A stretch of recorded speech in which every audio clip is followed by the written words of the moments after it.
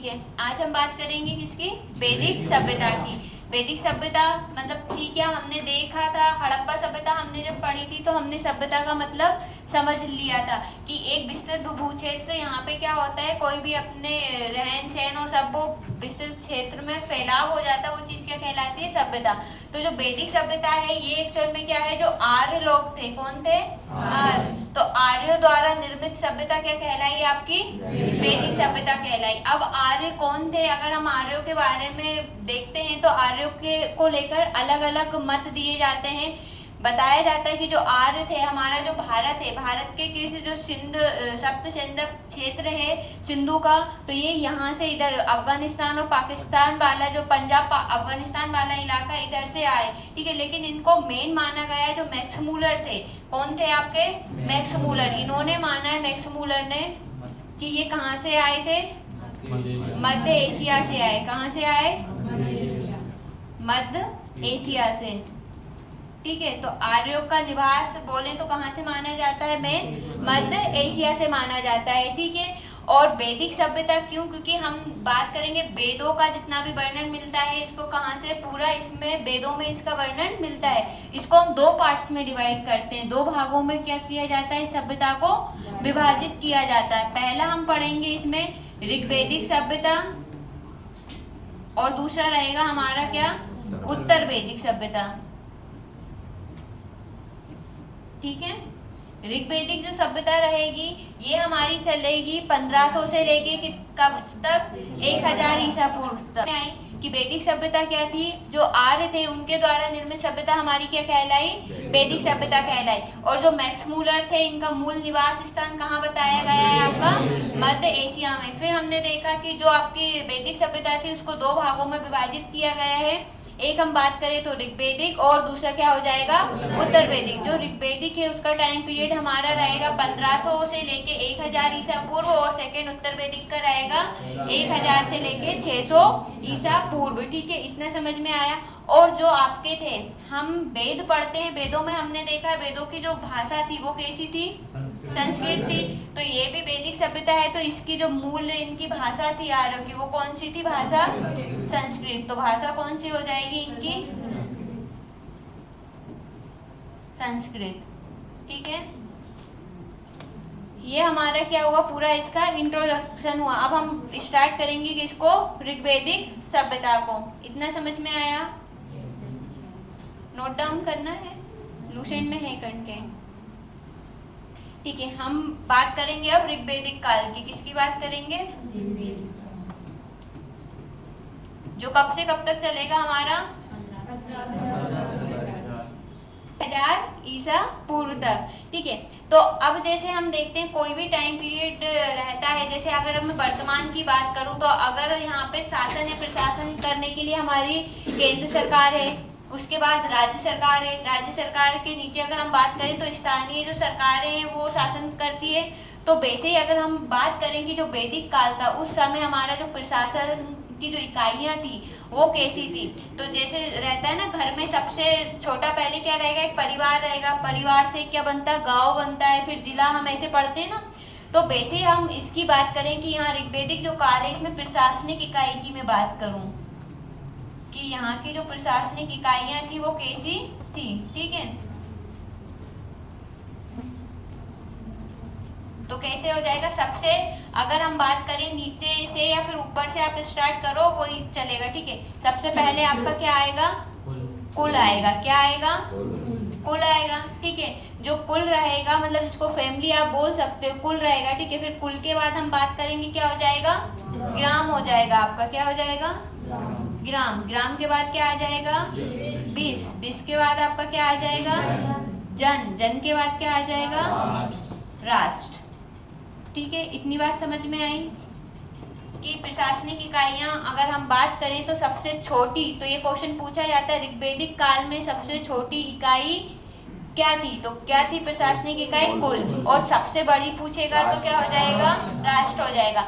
अब इनके कोई प्रमुख भी होंगे, जैसे कुल है तो कुल का प्रमुख जो कहलाता है वो क्या कहलाते हैं? कुलपति या कुलप भी जिसको बोलते हैं, क्या कहलाते हैं? कुलपति, या इन्हीं को क्या बोलते हैं?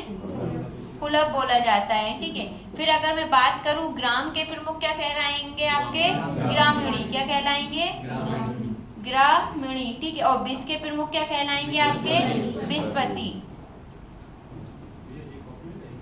ठीक है। और जन के प्रमुख क्या कहलाएंगे? राजन। ठीक है। और राष्ट्र के प्रमुख आपके क्या कहलाएंगे? ठीक है। क्या कहलाएंगे आपके? राजा कहलाएंगे। ठीक है। तो सबसे छोटी इकाई अगर पूछे क्या हो जाएगा आपका ऋग्वेदिक काल में सबसे छोटी इकाई, तो क्या कहलाएगी वो आपकी? कुल। और सबसे बड़ी इकाई क्या कहलाएगी? सबसे बड़ी इकाई। ठीक है। इतना समझ में आया? ठीक है। चलो हमने क्या देखा? वैदिक सभ्यता। वैदिक सभ्यता क्या थी? आर्यों द्वारा निर्मित सभ्यता क्या कहलाई? वैदिक सभ्यता कहलाई। वैदिक सभ्यता जो थी उसको कितने पार्टों में डिवाइड किया गया? 2 भाग में। 2 भाग कौन कौन से हमारे? ऋग्वेदिक और उत्तर वैदिक। ऋग्वेदिक का जो टाइम पीरियड की मैं बात करूँ वो 1000। ठीक है। और उत्तर वैदिक की बात करें तो हम, और जो आर्य थे उनका मुख्य निवास स्थान क्या माना है? मध्य एशिया। किसने माना है? मैक्स मूलर ने। ठीक है। और जो आर्य थे उनकी भाषा कौन सी थी? संस्कृत थी। अगर हम बात करें अब ऋग्वेदिक काल की, ऋग्वेदिक काल में हमने देख लिया प्रशासनिक इकाइयों की हमने बात करी, वहाँ शासन या राजनीतिक व्यवस्था कैसी थी।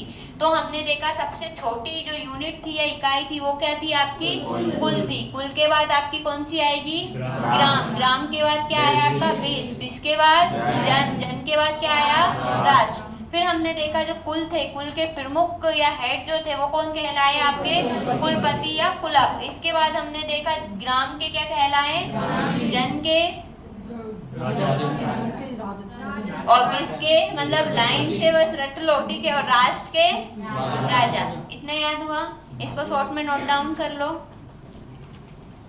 आगे पीछे दिया है आपकी लूसेंट में भी है, कर देगा? नहीं करना होगा। ठीक है।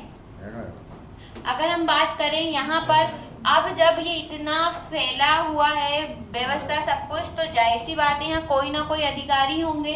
जैसे अभी हम बात करें राज्यों में क्या रहते हैं? राज्यपाल, मुख्यमंत्री ये रहते हैं ना संभालने के लिए स्टेट को। ठीक है। और देश को संभालने के लिए आपके पीएम हो गए। ठीक है। और राष्ट्रपति हो गए, ये रहेंगे। तो वहां पर भी प्रमुख कुछ अधिकारी रहेंगे। क्या रहेंगे आपके? प्रमुख अधिकारी। तो इस समय प्रमुख अधिकारी कौन कौन थे वो देखना। ठीक है। जो आपका ऋग्वेदिक सभ्यता थी उसमें प्रमुख अधिकारी कौन थे? तो पहले थे आपके धार्मिक अधिकारी की अगर हम बात करें, तो जो धार्मिक अधिकारी क्या कहलाते थे? इनको बोला जाता था पुरोहित। धार्मिक अधिकारी क्या कहलाते थे? पुरोहित। अभी भी सुनने को मिलता होगा पुरोहित तो। ठीक है। पुरोहित थे। पुरोहित में 2 फेमस थे, एक आपके कहते हैं वशिष्ठ और एक कौन थे आपके? विश्वामित्र। कौन थे आपके? एक वशिष्ठ थे और दूसरे कौन थे? विश्वामित्र। विश्वामित्र का नाम आपने कहीं सुना है? क्या किया था विश्वामित्र ने? गायत्री मंत्र। ठीक है। गायत्री मंत्र को इन्होंने क्या किया था? इसकी रचना की थी। ठीक है। और इसके अलावा जो गायत्री मंत्र है, गायत्री मंत्र किस मंडल में उल्लेखित है? ऋग्वेद के किस मंडल में इसका उल्लेख है? 3rd जो मंडल है आपका ऋग्वेद के। ठीक है। ऋग्वेद के 3rd मंडल में किसका उल्लेख है आपके? गायत्री मंत्र का। और ये किसके द्वारा रचित है? विश्वामित्र द्वारा। गायत्री मंत्र जो था, जैसे कि जो लोग आर्य थे, ठीक है, आर्य भारत में आकर बसे, तो यहाँ के भी तो कुछ मूल निवासी रहे होंगे आर्यों से पहले। तो उन लोगों को भी इन्होंने क्या बनाने के लिए, वो अनार्य कहलाए, तो उनको भी आर्य बनाने के लिए किसकी रचना की गई थी? गायत्री मंत्र। इसके अलावा सूर्य की उपासना के लिए भी किसकी ये रचना की गई? आपके गायत्री मंत्र। सूर्य उपासना के लिए तो हमें पता है, प्लस इसका एक और बात ध्यान रखना कि जो गायत्री मंत्र है, जो अनार्य मतलब जो आर्य नहीं थे उनको आर्य बनाने के लिए भी आपका गायत्री मंत्र की रचना की गई। जो गायत्री मंत्र कौन सा है? ओम भूर्भुवः स्वाहा। ठीक है। ठीक है। और आपके जो वशिष्ठ थे, वो कैसे थे? रूढ़िवादी थे। कैसे थे आपके? रूढ़िवादी। और जबकि आपके जो विश्वामित्र थे वो कैसे थे? उदारवादी प्रवृत्ति के थे, ठीक है। रूढ़िवादी मतलब जो मान्यताओं को वर्षों से जारी मानता उनको मानते आ रहे हो, ठीक है। और उदारवादी मतलब आप आपकी लाइफ आपके हिसाब से स्वतंत्रता और उसके हिसाब से आप जी सकते हो, ठीक है। फिर अगर हम बात करें, ये तो सिर्फ कौन हो गए आपके धार्मिक अधिकारी, तो धार्मिक अधिकारी को क्या बोला गया उस समय? पुरोहित, ठीक है। पुरोहित में हमने देखा दो मुख्य थे, एक तो आपके वशिष्ठ थे और दूसरे आपके कौन थे? विश्वामित्र थे। विश्वामित्र ने किसकी रचना की थी? गायत्री मंत्र। और गायत्री मंत्र का उल्लेख कहाँ पर है? ऋग्वेद के कौन से मंडल में? तीसरे मंडल में, ठीक है। और गायत्री मंत्र किसकी उपासना करता है? सूर्य की। इसके अलावा जो नहीं थे उनको आर्य बनाने के लिए भी, अनार्य जो लोग थे उनको आर्य बनाने के लिए भी इसको रचा गया, ठीक है। इतना हुआ। आगे हम बात करें गुप्तचर। सेकंड कौन थे आपके? गुप्तचर, ठीक है। जासूस बोलो, गुप्तचर। इनको क्या कहा गया? क्या कहा गया इनको उस समय? गुप्तचर क्या कहलाए आपके? स्पष्ट कहलाए, ठीक है। और जो आपका किले का अधिकारी था, जिसको क्या बोलते थे? दुर्गपति। कौन था आपका? दुर्गपति। थर्ड आपके कौन थे? दुर्गपति। दुर्गपति कौन होता था? जो किले का जो अधिकारी होता था, ठीक है। इसको क्या बोला गया? पुरब बोला गया। क्या बोला गया? इतनी बात याद हुई कि हमने धार्मिक अधिकारी क्या कहलाएगा? पुरोहित। और गुप्तचर क्या कहलाएंगे? स्पष्ट। जबकि दुर्गपति कौन कहलाएंगे आपके? पुरब। एक शब्द इस्तेमाल होता है गोचर भूमि का स्वामी या फिर चारागाह, ठीक है। चारागाह क्या था आपका? चारागाह मतलब वह मैदान या वह स्थान यहाँ पे क्या होता था? गायों को चराया जाता था, ठीक है। तो ये आपका क्या हो जाएगा? चारागाह या गोचर भूमि का जो अधिकारी है वो क्या कहलाया? गोचर भूमि का अधिकारी, ठीक है।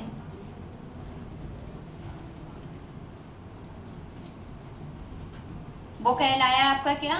बाजपति, ठीक है।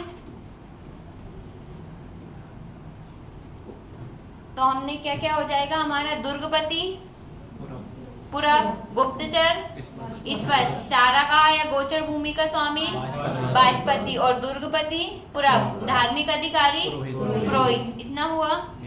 आगे चलो, कर दें अब। फिर आपका अगला था पुलिस जो थी वहां की, ठीक है। पुलिस या अपराधी को पकड़ने के लिए जो थे, ठीक है। अपराधी पकड़ने को, उसको क्या बोला गया? इसको उग्र बोला गया। क्या कहा गया? उग्र कहा गया। इसके बाद अगर हम बात करें तो आपके थे कौन? सुत थे, रत्कार थे और कम्मादी थे। कौन थे? सुत, रत्कार और आपके कौन थे? कम्मादी। सुत काटने वाले या जो रथ वगैरह वो उसका काम करते थे, वो क्या कहलाए आपके? रत्नी, ठीक है। ये पूछा जाता है रत्नी की संख्या कितनी थी? 12। रत्नी मतलब रत्नी में ऐसे लोग थे जो अलग अलग व्यवसाय, जो बिजनेस था ना, अलग अलग काम करने वाले जो लोग थे, उनको एक साथ क्या बोला गया है? आपका रत्नी कहा गया है। क्या कहा गया है?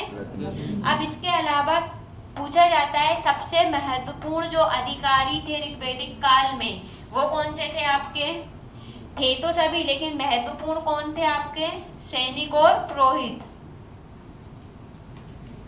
महत्वपूर्ण कौन अधिकारी थे? 2 थे। एक तो आपका कौन थे? सैनिक। दूसरा आपके कौन थे? पुरोहित।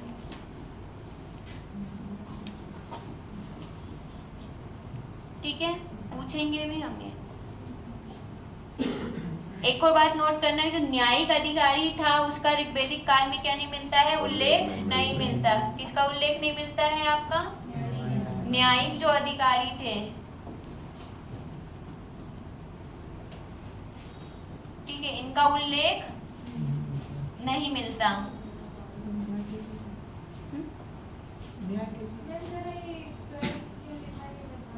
ये जो रत्नी थी ना, उनकी संख्या 12 थी। मतलब इसमें अलग अलग प्रकार के जैसे व्यवसाय थे, कोई सूत काटने वाले थे, कोई रथ का काम जो करते थे वो लोग थे। मतलब अलग अलग, जैसे अगर हम बोले ना, जैसे आज के समय में पढ़ाने वाले भी थे वहाँ पर, ठीक है, बिजनेस करने वाले भी थे वहाँ पर, ठीक है, पुलिस भी थी वहाँ पर, सैनिक भी थे वहाँ पर, ऐसे करके क्या थे 12 अलग अलग जो लोग थे, इसलिए उनको सबको क्या कहा गया एक साथ रत्नी कहा गया, ठीक है। न्याय होता था ना, जो राजा थे, सभा थी, समिति थी, वो न्याय करती थी, इसलिए वहाँ पर न्यायिक जो अधिकारी थे उनका उल्लेख नहीं मिलता है। जैसे अभी जज है, न्यायालय है हमारा, उस टाइम उसका वो नहीं था, ठीक है, हुआ है। अब यहाँ पर दो चीज और आपने सुनी होगी, संस्थाएं थी दो, एक थी सभा और एक थी क्या, सभा और समिति, ठीक है, दो संस्थाएं थी, कौन कौन सी थी आपकी, सभा और समिति। सभा और समिति ये जो दोनों थी, ये क्या थी, राजा को सलाह देने वाली संस्थाएं थी। जो राजा था, राजा कौन था, राष्ट्र का प्रमुख, तो राजा को सलाह देने वाली संस्थाएं कौन सी थी, तो ये राजा को सलाह देती थी, ठीक है, कौन, सभा और समिति, ठीक है। जो सभा थी, अगर सभा की बात करूँ, ये श्रेष्ठ लोगों की संस्था थी, किसकी संस्था थी ये, श्रेष्ठ लोगों की संस्था कौन सी थी आपकी, सभा, ठीक। और जो सामान्य लोगों की संस्था थी वो कौन सी थी आपकी, ये आपकी सामान्य लोगों की संस्था थी, ठीक है, सामान्य लोगों की संस्था आपकी क्या कहलाई, ठीक है, क्या कहलाई, समिति। जो समिति के अध्यक्ष थे, इनको क्या कहा गया, ईशान। इसके अध्यक्ष क्या कहलाए आपके, ईशान। ईशान कौन था, और सभा और समिति क्या थी। और उत्तर वैदिक काल में आप देखोगे सभा और समिति को क्या कहा गया है, प्रजापति की पुत्रियां कहा गया है, ठीक है। सभा और समिति को आप कंपेयर कर सकते हो लोकसभा और राज्यसभा से, ठीक है। लोकसभा को जैसे हम निचला सदन बोलते हैं, तो उसको हम समिति से कंपेयर कर सकते हैं। राज्यसभा आपका अपर हाउस बोलते हैं, उसको हम श्रेष्ठ इसमें जो सभा से कंपेयर कर सकते हैं, ठीक है राखी बहन, ठीक है। अब देखो यहाँ पर जो था आपका ऋग्वेदिक काल में जो स्त्रियां थी, उनकी स्थिति कैसी थी, अच्छी थी। मतलब स्त्रियां जो थी सभा और समिति में भाग लेती थी, तब वो सभा और समिति में भाग लेती थी, मतलब उनका स्थिति कैसी रही, अच्छी रही, ठीक है। इसके बाद हम अगर बात करें तो ये इतना हुआ यहाँ पर, लेकिन आगे आप देखोगे उत्तर वैदिक काल में हम जैसे जैसे आगे बढ़ेंगे तो स्त्री की जो स्थिति है वो धीरे धीरे बेहतर अभी है, लेकिन धीरे धीरे कैसी हो जाएगी, खराब या दयनीय होती जाएगी, करें ना, ठीक है। अब हम बात करते हैं, ये तो था, हमने देख लिया प्रशासनिक इकाइयां देख ली वहाँ का, ठीक है। फिर इसका हमने देख लिया वहाँ कैसे क्या कौन अधिकारी थे जो उसको क्या कर रहे हैं, अपने नियंत्रण में लिए उसको वो कर रहे हैं, ठीक है। अब अगर हम बात करें यहाँ पे युद्ध, किसकी बात करें, ठीक है, कौन सा युद्ध सुना है आपने, ठीक है। और एक और शब्द सुना होगा आपने, कौन सा शब्द सुना है, गविष्टि। कौन सा शब्द सुना है, गविष्टि। गविष्टि क्यों यूज होता था, इसका अर्थ क्या होता है, गाय की खोज या गायों की खोज। देखो हुआ क्या था, आर्य जो थे इनका मेन पहले क्या था, पशुपालन का था। बाद में उत्तर वैदिक में जैसे चले जाएंगे हम तो वहाँ पर फिर धीरे धीरे क्या करने लगे, कृषि भी करने लगे। लेकिन जब ये लोग आए थे भारत में तो इनका मुख्य जो व्यवसाय था वो सिर्फ क्या था, आपका पशुपालन था।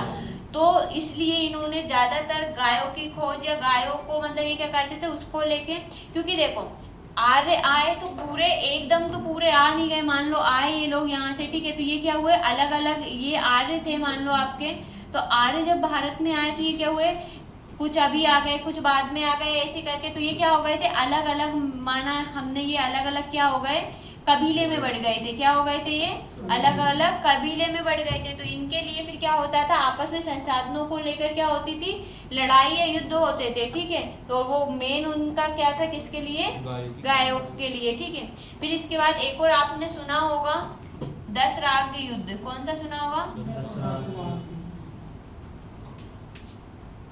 ठीक है। ये कहाँ हुआ था आपका,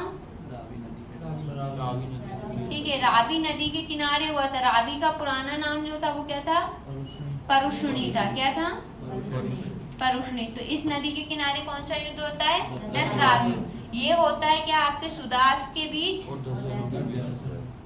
सुदास और किसके बीच में?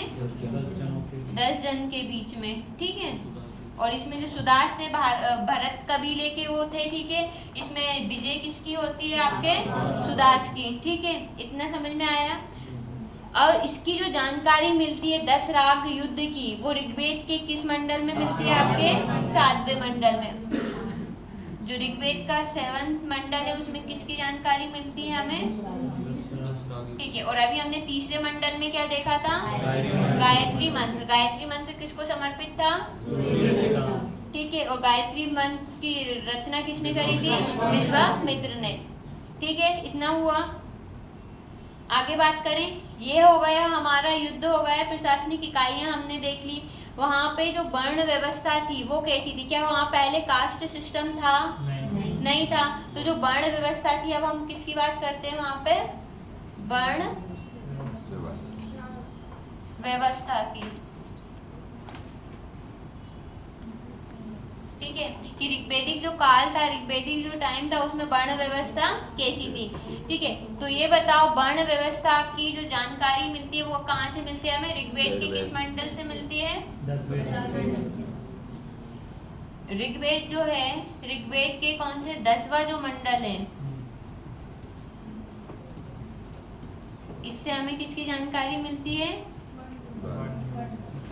पुरुष सूक्त की जानकारी मिलती है। किसकी जानकारी मिलती है? पुरुष सूक्त होता है। हाँ, पुरुष सूक्त। ठीक है। पुरुष सूक्त की जानकारी कहाँ से मिलती है हमें? 10वें मंडल से। किसके? ऋग्वेद से, जिसमें क्या था? 4 वर्ण थे। कौन कौन से 4 वर्ण थे? ब्राह्मण, क्षत्रिय, वैश्य एवं शूद्र।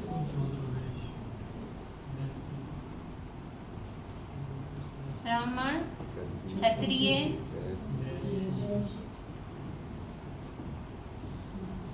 वैश्य और शूद्र, ठीक है। और ऐसा बताया गया है कि इनकी उत्पत्ति कहाँ से हुई? ब्रह्मा के मुख से, भुजाओं से, जांघ से और चरणों से, ठीक है। इनकी क्या हुई है? उत्पत्ति हुई है। तो ये चारों वर्ण, ये वर्ण व्यवस्था कैसी थी? इस आधार पर थी। लेकिन वहां पर जो था विभाजन, जो था ये विभाजन, अभी जो कास्ट सिस्टम चल रहा है वो नहीं था। ये किसके आधार पर था? ये जो वर्ण व्यवस्था थी वो किसके आधार पर थी? व्यवसाय के आधार पर। वर्ण व्यवस्था किसके आधार पर थी? व्यवसाय, कर्म जो थे उसके आधार पर, ठीक है, ना कि आज के कास्ट सिस्टम के अकॉर्डिंग, ठीक है। इतना हुआ। अब हमने देखा था सिंधु जो सभ्यता थी, वहां पर मातृ देवी की उर्वरता की जो देवी है उनका वो साक्ष्य मिले थे। तो वो जो सत्ता थी वो कैसी थी? आपकी मातृ सत्तात्मक। लेकिन जो आपकी ऋग्वेदिक जो सभ्यता है ये कैसी थी? आपकी पितृ सत्तात्मक, ठीक है। कैसी थी ये? पितृ सत्तात्मक थी, ठीक है। जबकि हमने देखा था कि भले ही पितृ सत्तात्मक थी लेकिन स्त्रियां जो थी उनकी स्थिति कैसी थी? यहाँ पर अच्छी थी, क्योंकि हमने देखा वो सभा और समिति में क्या करती थी? भाग लेती थी। इसके अलावा अगर मैं बात करूं स्त्रियों के, तो यहाँ बहुत सारी विदुषी मतलब जिन्होंने ज्ञान अर्जित किया, वो भी जैसे आप नाम सुनोगे, लोपा, मुद्रा, घोषा, सिक्ता, ठीक है। कौन कौन है? लोपा, मुद्रा, ठीक है, घोषा, सिक्ता, ये क्या मिली? यहाँ पे विदुषियां मिली, ठीक है।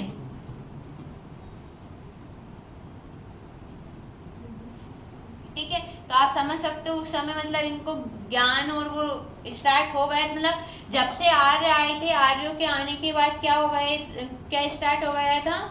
वो जो था आपका सिंधु सभ्यता, उस समय हमें जो मिली थी, हमने पढ़ा था, वहां पे साक्ष्य तो मिले लेकिन उनको पढ़ा नहीं गया। लेकिन आर्यों के बाद धीरे धीरे क्या हो गया था हमारा स्टार्ट, ठीक है। इसके बाद आपने देखा हो यहाँ पर बाल विवाह और पर्दा प्रथा भी नहीं था, ठीक है।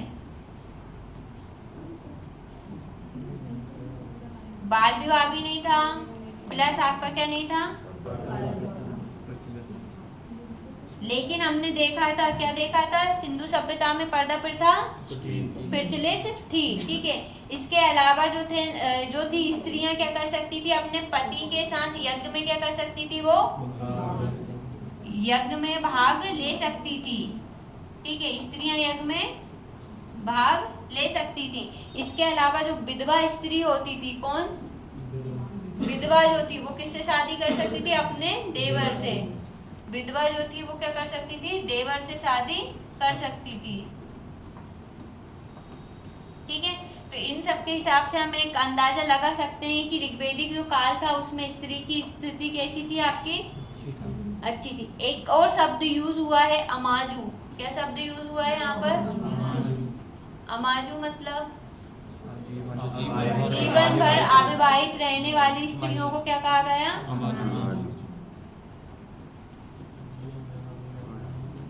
जीवन भर अविवाहित स्त्री।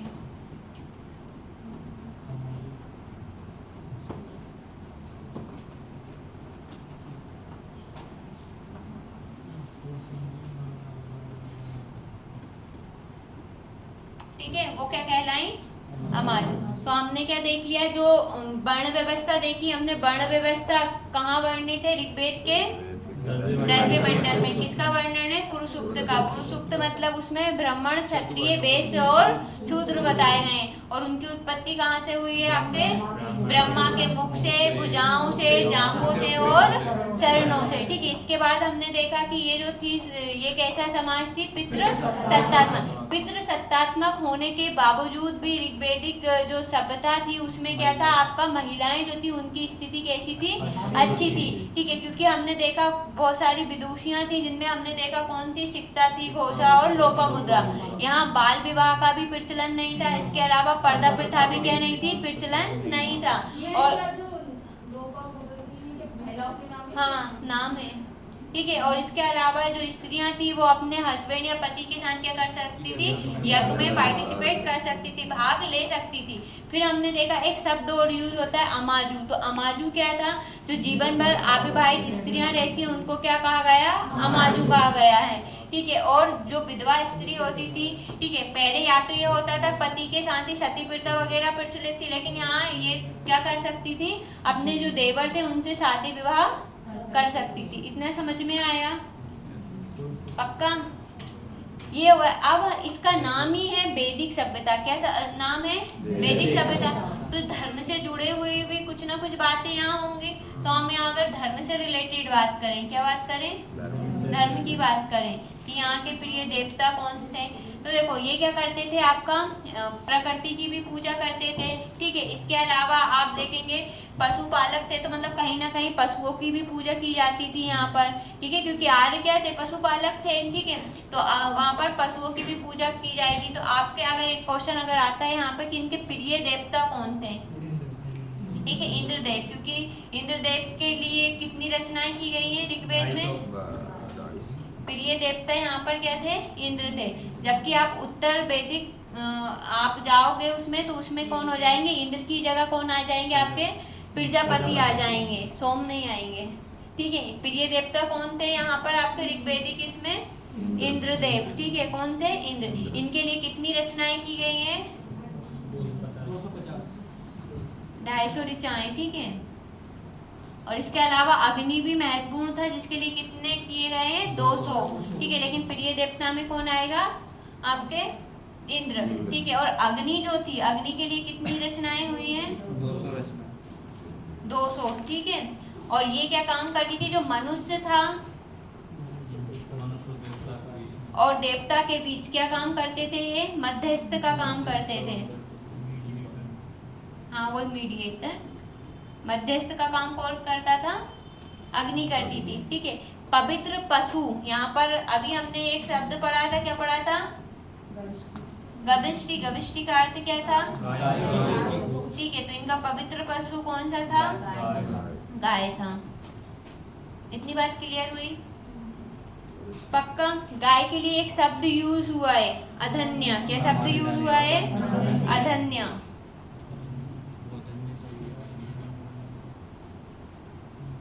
अधन्या, अधन्या मतलब ना मारे जाने योग्य।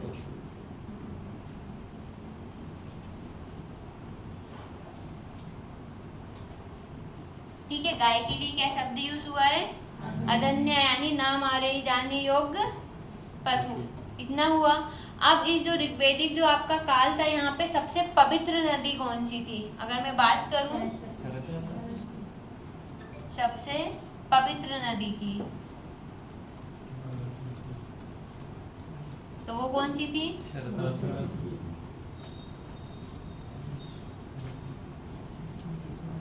ठीक है, तो पवित्र नदी में कौन हो जाएगी? और गायत्री मंत्र भी हमने देख लिया था कि किसको, सावित्री देवता को संबोधित था, और जिसका संबंध किससे है? ऋग्वेद से। और कहाँ वर्णन मिलता है उसका? ऋग्वेद के 10वें मंडल में क्या था? ठीक है, इसके अलावा भी आप देखेंगे ऋग्वेदिक जो प्रमुख देवता थे, ठीक है, तो आप लूसेंट में देख लेंगे, वहां पर पूरा लिखा हुआ है, एक बॉक्स बना हुआ है, उसमें लिखा है एक इंद्र थे, ठीक है, अग्नि थे, जिसमें से आपको सिर्फ पूछते जो है वो कर लो, एक तो इंद्र का, अग्नि का, और एक क्या हो जाएंगे आपके मरुत का। ठीक है, तो इंद्र जो थे, इंद्र को हमने ये तो देखा है वर्षा के देवता कहलाते थे वो, ठीक है, इसके अलावा नहीं मिला। ठीक है, इंद्र को क्या कहा गया उस समय? वर्षा का देवता, ये तो हमें पता। और युद्ध के देवता के नाम से भी कौन प्रसिद्ध थे आपके? इंद्र थे। इसके अलावा अगर हम बात करें अग्नि जो थी, तो अभी हमने देख लिया देवता और मनुष्य के बीच में किसका मीडिएटर का काम कौन करते थे? अग्नि। ठीक है, एक हाँ ये पूछा जाता है सबसे प्राचीन कौन सा था? ठीक है, तो घो जो थे, ठीक है, कौन सा, इसको क्या पढ़ते हैं? ठीक है, ये जो थे, ये आकाश के जो देवता थे, ठीक है, इनको क्या बोला माना गया है? सबसे प्राचीन, ये सबसे प्राचीन थे। ठीक है, सोम तो हमने सुना है, सोमरस सुना है, तो वो वनस्पति के देवता थे। ठीक, इसके अलावा आप देखेंगे आश्विन थे, तो विपत्तियों को हरने वाले देवता थे ये। ठीक है, पूषण क्या थे? पूषण मतलब पशुओं के देवता। फिर हम बात करेंगे विष्णु जो थे, तो विश्व के संरक्षक और पालन करता है, ये किसी के एग्जाम में आया था, ठीक है, कि हाँ कि विश्व के संरक्षक व पालन करता कौन है, सीधा क्वेश्चन पूछा था, तो कौन है वो? विष्णु। ठीक है, और मरुत कौन थे आपके? आंधी तूफान के देवता। ठीक है, तो इनको एक बार आप देख लेना। इससे ये इनके धर्म हो गए। अब हम अगर बात करें कि जो आपके ऋग्वेदिक सभ्यता के जो लोग थे, उनकी जीवन शैली कैसी थी, जैसे आपका लाइफ स्टाइल अभी कैसी है, अगर हम पूछे तो कि हम सुबह उठते हैं, ठीक है, उठना, रनिंग करना, योगा करना, मेडिटेशन करना, ठीक है, ब्रह्म मुहूर्त में उठते हैं आप सब लोग, फिर इसके बाद आप क्लासेस आते हैं, ठीक है, घर का काम करके फिर क्लासेस आते हैं, तो ये पूरा है। फिर आप क्या करते हैं, यहाँ से जाने के बाद पढ़ाई अपना स्टडी करते हैं, फिर गेम्स में शाम टाइम में क्या करते हैं, गेम्स खेलते हैं। तो ये आपकी पूरा क्या है, लाइफ स्टाइल है ऐसा। फिर नाइट में सोते टाइम मोबाइल बिल्कुल नहीं चलाते हैं, ठीक है, नहीं चलाते हैं, क्या करते हैं, अपनी बुकों का स्टडी करते हैं, डायरी लिखते हैं, सो जाते हैं। ये आपकी दिनचर्या है। वैसे ही उस समय के जो लोग थे उनका, जैसे अगर मनोरंजन के लिए अभी हम क्या करते हैं, किसी का अपना अपना शौक है। अगर मान लो बोर हो रहे हैं, मनोरंजन करना है, कोई संगीत सुनना पसंद करेगा, कोई डांस करना, कोई गेम्स खेलना, कोई मोबाइल चलाना पसंद करेगा, कोई दोस्तों के साथ घूमना पसंद करेगा, ठीक है। लेकिन उस समय जो मनोरंजन के लिए वो क्या करते थे, अगर हम बात करें किसकी, मनोरंजन की, तो वो या तो क्या करते थे, संगीत सुनते थे, दौड़ थी, लेकिन दौड़ में आपकी मेन कौन सी थी, आपकी रथ दौड़ और अभी हम क्या करते हैं, बाइक दौड़ाते हैं, ठीक है। लेकिन पहले क्या चलता था आपका, रथ दौड़ और घुड़दौड़, ठीक है। इनका जो प्रिय पशु था वो कौन सा था, अगर हम पूछे इनका प्रिय पशु कौन सा था, तो वो थे घोड़ा।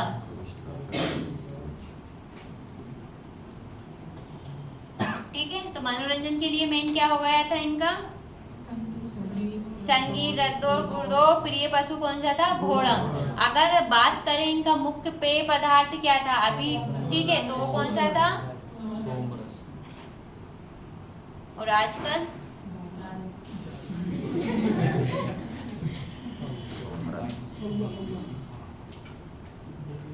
ठीक है, तो मुख्य पेय पदार्थ क्या हो जाएगा, सोमरस, जो सोमरस था वो क्या, सोम नामक जो वनस्पति थी उससे प्राप्त होता था, ठीक है, अमृत के समान ही था ये भी, ठीक। इसके बाद आप देखो जो वस्त्र थे इस समय क्या थे आपके, जैसे अभी हम पहनते हैं ना, पेंट शर्ट, ठीक है, टी शर्ट, ये जो भी रहता है, ठीक है, तो उस समय के जो वस्त्र थे वो कितने प्रकार के थे, 3 प्रकार के थे। कितने प्रकार के थे, 3। कौन कौन से थे आपके, अधिवास, बास, अधिवास और एक था बास, फिर था क्या, अधिवास, और एक आपके थे उशीन,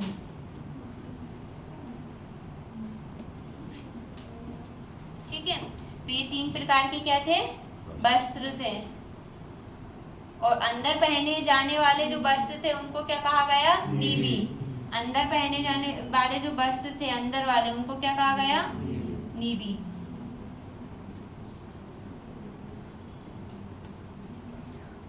देखो सब कुछ था वैसे ही, बस अभी हमने क्या कर दिया, नाम अलग दे दिया कि ऊपर हमने कुर्ता पहना, नीचे पजामा पहना, जो भी, ठीक है। उस समय क्या बोलते थे, बास, अधिवास और उशीन, ठीक है। और अंदर पहने जाने वाले वस्त्रों को क्या कहा गया, नीबी।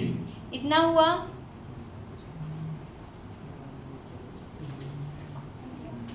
देखो इतना एक बार,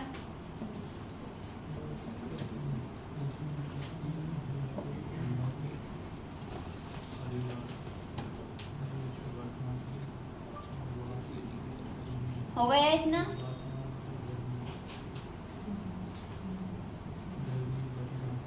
चलो थोड़ा सा और बता दें, फिर उत्तर वैदिक हम नेक्स्ट क्लास में कंप्लीट करेंगे, ठीक है। अगर अब मैं अन्य बात करूं, ठीक है, अगर हम अन्य अदर फैक्ट की बात करें ऋग्वेदिक काल की, ठीक है, तो यहाँ पर मुख्य व्यवसाय की बात करें तो हमने देखा था यहाँ पर क्या था आपका, पशुपालन था, और आगे चल के फिर क्या हो जाएगा, कृषि। तो जो मुख्य व्यवसाय था वो क्या था आपका, पशुपालन, और क्या था, ठीक है, ये क्या हो जाएगा यहाँ का मुख्य व्यवसाय। इसके बाद अगर बात करें यहाँ पर जो धातु थी, ठीक है, धातु क्या चलती थी, लोहा और आपका तांबा, क्या चलती थी, लोहा, ठीक है। लोहा जो था इसको क्या बोलते थे, श्यामयस्क, और तांबा को क्या बोला गया, लोहित अयस्क।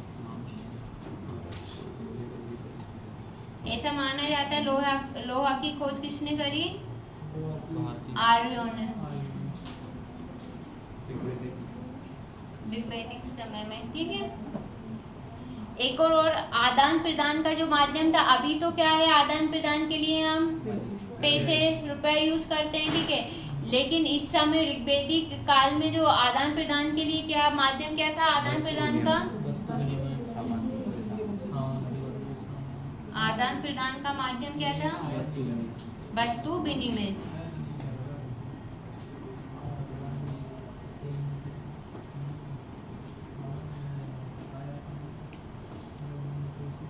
क्या करते थे, अगर कोई सामान लेना है तो वस्तुओं का एक्सचेंज करेंगे, और उसका, जैसे अभी हम पैसे देते हैं, सामान ले आते हैं, उस समय क्या करते हैं, वस्तुओं का एक्सचेंज करते थे। एक शब्द और यूज होता है, पड़ी। क्या शब्द यूज होता है, जो बिजनेस या व्यापार के लिए पहले देखा होगा, घर से दूर जाते थे, ठीक है, तो उनके लिए क्या शब्द यूज हुआ है, पड़ी शब्द। व्यापार हेतु जो दूर दूर तक व्यापारी जाते थे, व्यापार हेतु, ठीक है, उनके लिए क्या शब्द यूज हुआ है,